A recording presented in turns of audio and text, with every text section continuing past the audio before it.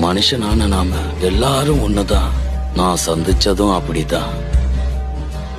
சில பேர் போதைக்கு அடிமை, சில பேர் பெண்களுக்கு அடிமை, சில பேர் கடவுளுக்கு அடிமை.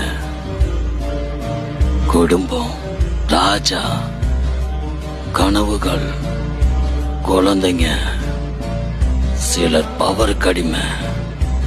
வாழ்க்கை முழுக்க நம்ம ஏதோ ஒரு விஷயத்துக்கு அடிமையா தான் இருக்கோம். வாழ்க்கையை நகர்த்த நமக்கு ஏதோ ஒரு காரணம் வேணும்.